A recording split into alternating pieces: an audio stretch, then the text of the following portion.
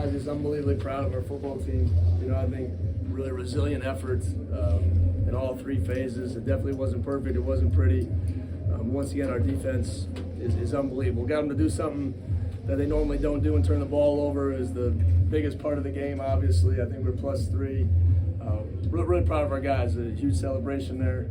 I want to address something. You know, I lost my emotions there a little bit on the ref when Chandler Morris went down, and I told Tony after the game I apologized, and you know I wanted to play those guys at full strength, and it wasn't a dirty play, and I just lost my emotions there, so I want to make sure I get that really clear. But really proud of our team. No one thought we could go to a bowl game, and our guys are in there. Once again, I get way too much credit. This is a players' game. These guys fought with resiliency. They kept punching, and we found a way to win. So I'll open up to any questions. Jake, you went into the week saying you were going to learn about your team after what happened last weekend. What did you learn about them tonight? I get a different view than most people. Right? Everyone gets to see them every Saturday. I get to see their resiliency and response every day of the week. And we've been challenged a lot this year. You know, I think Les asked me that on Wednesday, like, it's our first chance to respond. I was like, it's been a whole season of response. And I think we did that in a high fashion. Still a lot out there. Still a lot we can grow and get better at. But, you know, I think they said it's our first top 25 win at Wake Forest since 1979. Top 15, even better. So just really proud of our football team, proud of the resilience, proud of, there's no finger pointing, there's just a team. The connection's incredible, and I think that's what you see on the field. On the punt return, is Carlos fielding that just to save it from being inside the 5, and then it winds up, the blocks open up? You'll have to ask him, because I'm not now. I'm glad he did that. I thought he was just going to go down. He did not do that. So what a big play in a football game. It changed the whole trajectory of everything that we were doing. We knew we were going to have to go find a way to get one of those type of plays. Virginia has made those plays to win games all season, and this is the first time that we made one of those, and that's a good football team. That had to do with their backup quarterback. They're a really good team, so just that's what makes us a really good football team, and we got to wash this and come back next week ready to compete.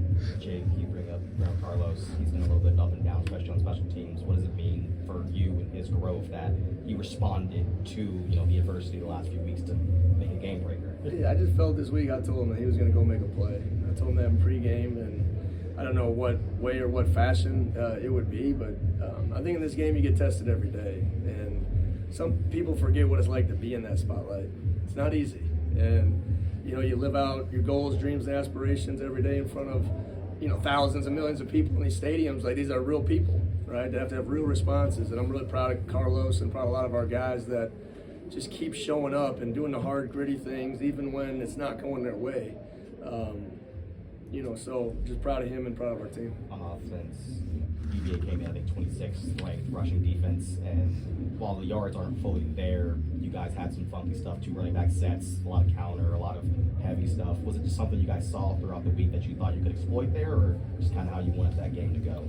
Yeah, I thought we had to play kind of a dirty, nasty time possession game, and we're still waiting for one of those just to crease. We had a little bit of it at Florida State, and then the penalties brought it back, and it's like we're close and we're right there. And you're not like discouraged about the continued running of the football, but it's just not to the explosive level. And the biggest difference the last 3 weeks, we haven't hit a downfield pass, and that it's made driving the football really hard. So we got to get back to that. We've got to hit some of these shots. Coach, go ahead and speak to, you alluded to it just again, the effort of the team defense, special teams, and just the offense. Even though the passing game wasn't as fluid as you liked, the offense was still able to grind it out. Guys, that drive at the end of the game, to take it from our 11-yard line all the way down there and kick a field goal. I mean, Robbie Ashford, the toughness that he showed, the playmaking that was there, it's not sexy. It doesn't, get you all these accolades, but that's how you win football games. And I've been looking to play this style of football for a while. And we need to be more explosive. We need to do better things, but I thought there was some gutty performances out there by a lot of different people on our football team. Okay, like I said, they just kept swinging, right? They just kept swinging. And I'll say it again, this is what Built in the Dark is about, right? The belief that you have in each other to go out there and make the play required, one play at a time, no matter the situation or circumstance. And I didn't just make that up, right? You know what I mean? This is important to our guys.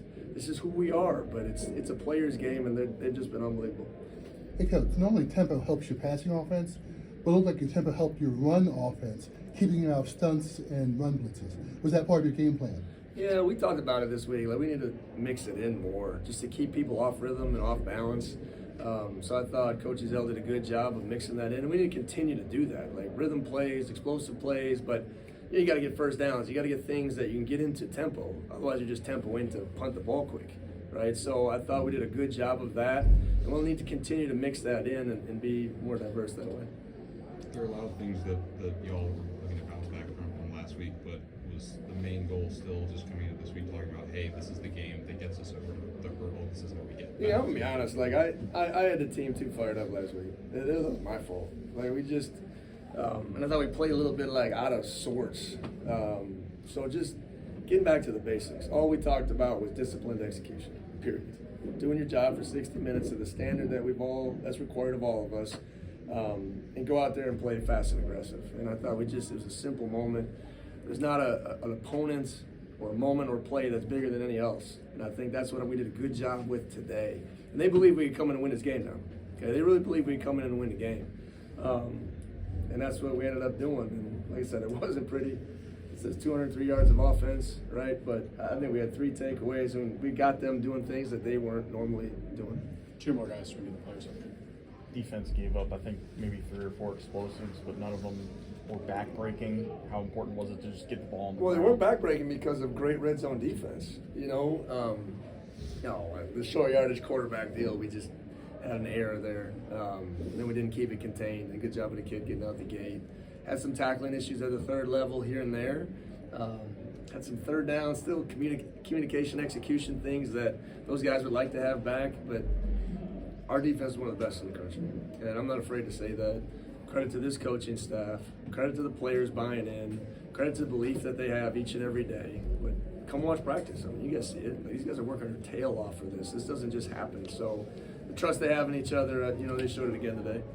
On defense, before the fumble, Dylan Hayes still felt like he was having an amazing game, and it kind of transcended there.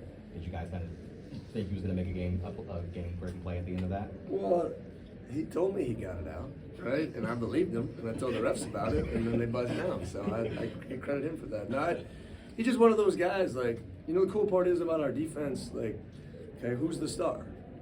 All of them, right? We rotate 8 guys in at the defensive line, 4 guys in at linebacker, 3 corners, like, that's a luxury to have, and that's what kept these guys fresh and healthy all season, right? So, we'll be back, next week. We got to play another really good football team, but really proud of our defense and our team and finding a way to win. All right, guys, we're going to get Langston up here. All right, guys. Thank you.